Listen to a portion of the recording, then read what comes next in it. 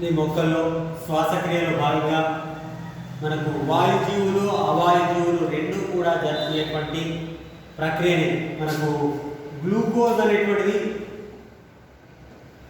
పాక్షికంగా ఆక్సీకరణ చెంది పైరువిక్ ఆమ్లంగా మారేటువంటి ప్రక్రియని గ్లైకాలసిస్ అని చెప్పుకుంటాం. ఇది వాయుజీవులు అవాయుజీవులు రెండు కూడా జరుపుకుంటాయి. కానీ మనకు వాయుజీవుల్లో పైరువిక్ ఆమ్లం అనేటువంటిది పూర్తిగా ఆక్సీకరణ జరుపుకుంటుంది. అయితే ఈరోజు ఇక్కడ మనం గ్లైకాలసిస్ను గమనిద్దాం. గ్లైకాలసిస్ అంటే గ్రీకు పదాల ఆధారంగా గ్లైకాస్ అంటే చక్కెరలు అని అర్థం. లైసిస్ అంటే విచ్ఛిన్నము అని అర్థం. అంటే చక్కెరలు విచ్ఛిన్నమయ్యేటువంటి ప్రక్రియనే మనం ఇక్కడ గ్లైకాలసిస్ అంటాం. గ్లైకాలసిస్ అంటే గ్లూకోజ్ అనేటువంటిది పాక్షికంగా ఆక్సీకరణ జరిపి మనకు పైరువిక్ ఆమ్లం ఏర్పడేటువంటి ప్రక్రియ. ఇందులో మనకు 10 రసాయనిక చర్యలు జరుగుతాయి. 10 రసాయనిక చర్యలు జరుగుతాయి.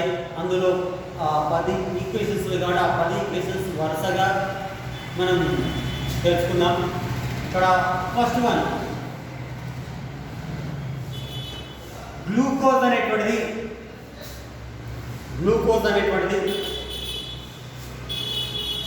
గ్లూకోజ్ 6 ఫాస్ఫేట్ గా మారుతుంది. గ్లూకోజ్ 6 ఫాస్ఫేట్ గా అందుకు హెక్సోకైనేజ్ అనేటువంటి ఎంజైమ్ సమక్షంలో గ్లూకోజ్ అనేటువంటిది ఒక ఏటీపీని వినియోగించుకొని గ్లూకోజ్ 6 ఫాస్ఫేట్ గా మారుతుంది. అంటే ఉత్పన్నాలుగా మనకు అడిషనల్గా ఏడీపీ అనేటువంటిది ఉత్పన్నం అవుతుంది. అంటే ఫాస్ఫారిలేషన్ చర్య అంటారు. గ్లూకోజ్ అనేటువంటిది ఒక ఏటీపీని వినియోగించుకొని హెక్సోకైనేజ్ అనేటువంటి ఎంజైమ్ సమక్షంలో గ్లూకోజ్ 6 ఫాస్ఫేట్ గా మనకు ఏర్పడింది. నెక్స్ట్ ఈ గ్లూకోజ్ 6 ఫాస్ఫేట్ అనేటువంటిది గ్లూకోజ్ 6 ఫాస్ఫేట్ అనేటువంటిది హెక్సోస్ ఫాస్ఫేట్ ఐసోమరేజ్ అనేటువంటి ఎంజైమ్ సమక్షంలో దాని సాదృశ్య రూపమైనటువంటి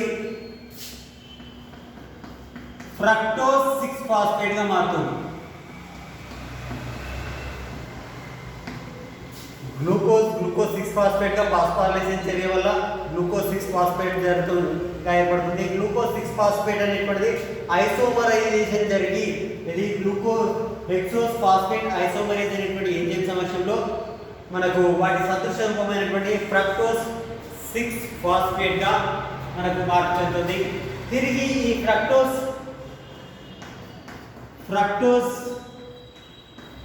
6 ఫాస్ఫేట్ ఇది ఒక ఏటీపీని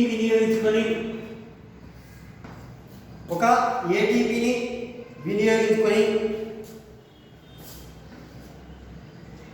ఫాస్ఫో ఫ్రక్టోకైనేజ్ అనేటువంటి ఎంజైమ్ సమక్షంలో ఒక ఏటీపీని వినియోగించుకొని ఫ్రక్టోజ్ 1,6 బిస్ ఫాస్ఫేట్ ఏర్పడుతుంది. గ్లూకోజ్ 6 ఫాస్ఫేట్ గా ఫాస్ఫారిలేషన్ వల్ల ఆ తర్వాత ఐసోమరైజేషన్ జరిగి ఫ్రక్టోజ్ 6 ఫాస్ఫేట్ గాను ఫ్రక్టోజ్ 6 ఫాస్ఫేట్ తిరిగి ఫాస్ఫారిలేషన్ జరిగి ఫ్రక్టోజ్ 1,6 బిస్ ఫాస్ఫేట్ గా మారుతుంది. ఇది ఫాస్ఫో ఫ్రక్టోకైనేజ్ అనేటువంటి ఎంజైమ్ సమక్షంలో తిరిగి ఈ ఫ్రక్టోజ్ 1,6 బిస్ ఫాస్ఫేట్ దీంతో పాటు అడిషనల్ గా ఏటీపీ వినియోగించుకోబడ్డది కాబట్టి ఏడీపీ అని రాసుకోవాలి plus ADP. Next fructose 1,6 బిస్ phosphate ఆల్డోలేజ్ అనేటువంటి ఎంజిన్ సమక్షంలో ఆల్డోలేజ్ అనేటువంటి ఎంజిన్ సమక్షంలో మనకు ఒక అణువు గ్లిజరాల్డిహైడ్ 3-ఫాస్ఫేట్ మరియు ఒక అణువు డైహైడ్రాక్సీ ఎసిటోన్ ఫాస్ఫేట్, ఒక అణువు గ్లిజరాల్డిహైడ్ 3-ఫాస్ఫేట్, ఒక అణువు డైహైడ్రాక్సీ ఎసిటోన్ ఫాస్ఫేట్ అనేటువంటిది ఏర్పడుతుంది. మనకు తెలుసు already dihydroxy acetone phosphate, glyceraldehyde three phosphate అనేటువంటి ఇవి కూడా సదృశ రూపాలు మనకు ఇవి ట్రైయేజ్ ఫాస్ఫేట్ ఐసోమరేజ్ అనేటువంటి ఎంజిన్ సమక్షంలో DHAP అనేటువంటిది గ్లిజరాల్డిహైడ్ 3-ఫాస్ఫేట్ గాను గ్లిజరాల్డిహైడ్ 3-ఫాస్ఫేట్ DHAP గా మనకు మారవచ్చు. కానీ ఇక్కడ మనకు గ్లైకాలసిస్ లో భాగంగా మనకి ఇక్కడ ఆక్సీకరణ జరిగేటువంటి క్రమాల లోపల గ్లిజరాల్డిహైడ్ 3-ఫాస్ఫేట్ మాత్రమే పాల్గొంటుంది. కాబట్టి ఇక్కడ ఈ డైహైడ్రాక్సీ ఎసిటోన్ ఫాస్ఫేట్ తోటి గ్లిజరాల్డిహైడ్ 3-ఫాస్ఫేట్ ఏర్పడింది అంటే మనం ఆ ఈక్వేషన్ రాసుకోవచ్చు. ఇది డైహైడ్రాక్సీ ఎసిటోన్ ఫాస్ఫేట్ అనేటువంటిది ట్రైయేజ్ ఫాస్ఫేట్ ఐసోమరేజ్ అనేటువంటి ఎంజిన్ సమక్షంలో గ్లిజరాల్డిహైడ్ 3-ఫాస్ఫేట్, ఇక్కడ ఒక గ్లిజరాల్డిహైడ్ 3-ఫాస్ఫేట్ ఏర్పడుతుంది, ఇక్కడ ఒక గ్లిజరాల్డిహైడ్ 3-ఫాస్ఫేట్. కాబట్టి ఈ తర్వాత వచ్చేవన్నీ కూడా మనకు రెండు అణువుల కింద మనం కౌంట్ చేసుకోవాలి.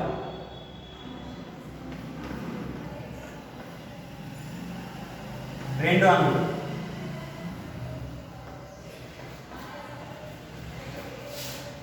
కాబట్టి నెక్స్ట్ విషయం చూద్దాం మనం. ఈ గ్లిజరాల్డిహైడ్ 3-ఫాస్ఫేట్ అనేటువంటిది దాన్ని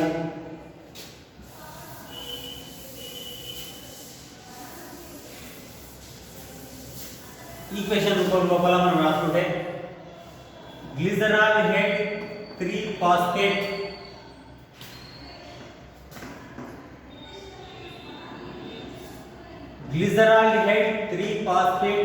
డీహైడ్రోజినేజ్ అనేటువంటి ఎంజిన్ సమక్షంలో 1,3 బిస్ ఫాస్ఫోగ్లిజరిక్ ఆమ్లం అనేటువంటిది ఏర్పడుతుంది.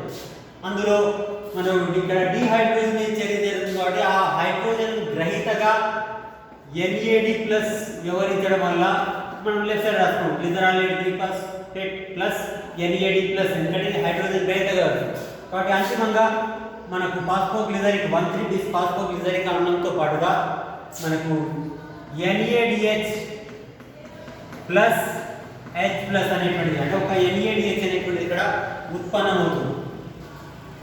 ఇది గ్లిజరాల్డిహైడ్ 3-ఫాస్ఫేట్ డీహైడ్రోజినేజ్ అనేటువంటి ఎంజిన్ సమక్షంలో. చూడండి ఇది ఒక ఈక్వేషన్ అయిపోయింది, ఇది 2, ఇది 3,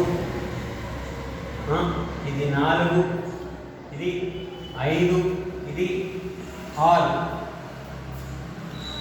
ఓకే, మరి నెక్స్ట్ 1,3 బిస్ ఫాస్ఫోగ్లిజరిక్ ఆమ్లం అనేటువంటిది 1,3 బిస్ ఫాస్ఫోగ్లిజరిక్ ఆమ్లం అనేటువంటిది ఫాస్ఫోగ్లిజరోకైనేజ్ అనేటువంటి ఎంజిన్ సమక్షం లోపల ఇది ఫాస్ఫారిలేషన్ జరిపి డీఫాస్ఫారిలేషన్ జరిగి అంటే మనకు ఒక ఫాస్ఫేట్ ని కోల్పోవడం వల్ల 3-ఫాస్ఫోగ్లిజరిక్ ఆమ్లం ఏర్పడుతుంది. ఆ కోల్పోయినటువంటి ఫాస్ఫేట్ ని ADP స్వీకరించి మనకు ATP అనేటువంటిది ఉత్పన్నమవుతుంది.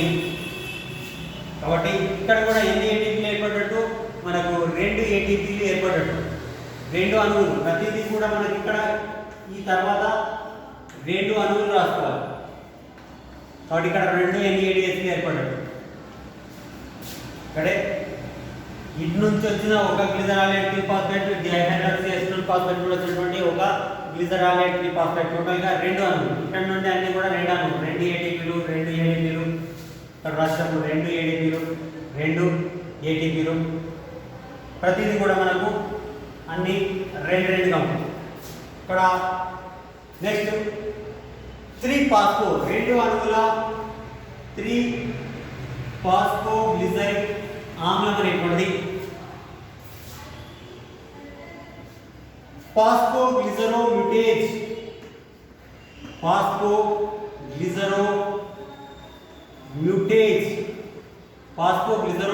అనేటువంటి ఎంజైమ్ సమస్యలో మనకు ఈ ఫాస్ఫేట్ అనేటువంటిది థర్డ్ ప్లేస్ నుండి సెకండ్ ప్లేస్కి వెళ్తుంది, అంటే 2 ఫాస్ఫోగ్లిజరిక్ ఆమ్లం ఏర్పడుతుంది.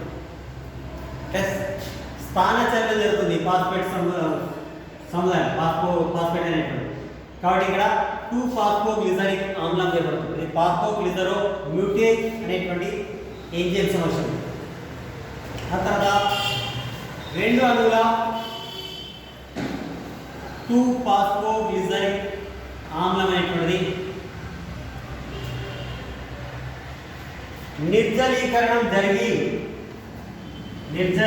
అంటే నీటిని కోల్పోయి ఇనోలేజ్ అనేటువంటి ఎంజైమ్ సమస్యలో నీటిని కోల్పోయి అది ఫాస్ఫోయినాల్ పైరువిక్ ఆమ్లంగా ఏర్పడుతుంది.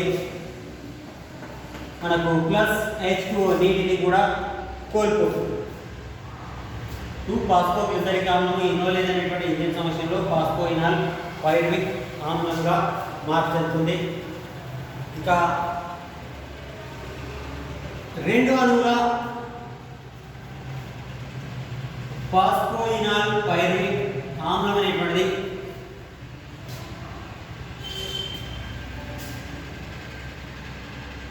పైరువిక్ కైనేజ్ అనేటువంటి ఎంజైమ్ సమస్యలో ఇక్కడ కూడా మళ్ళీ తిరిగి ఫాస్ఫోరైలేషన్ జరుగుతుంది. కాబట్టి phosphoenol pyruvic ఆమ్లము plus 2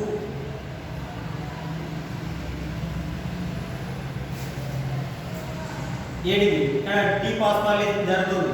pyruvic kinase అనేటువంటి ఎంజైమ్ సమస్యలో ఫాస్ఫోయినాల్ పైరువిక్ ఆమ్లము డీఫాస్ఫోరైలేషన్ జరిగి 2 అణువుల పైరువిక్ ఆమ్లం ఏర్పడుతుంది.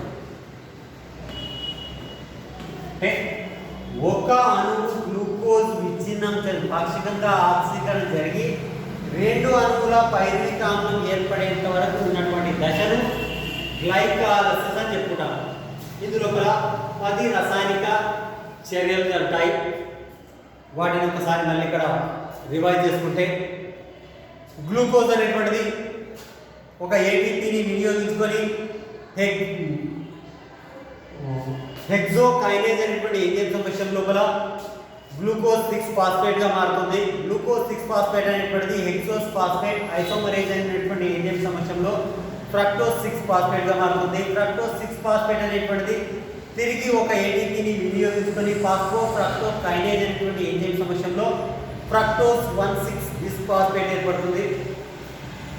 ఫ్రక్టోజ్ 1,6 బిస్ఫాస్ఫేట్ అనేటువంటిది ఆల్డోలేజ్ అనేటువంటి ఎంజైమ్ సమస్యలో గ్లిజరాల్ ఒక అణువు గ్లిజరాలేట్ 3 ఫాస్ఫేట్ ఒక అణువు డైహైడ్రాక్సీ ఎస్టోన్ ఫాస్ఫేట్ అనేటువంటిది ఏర్పడుతుంది.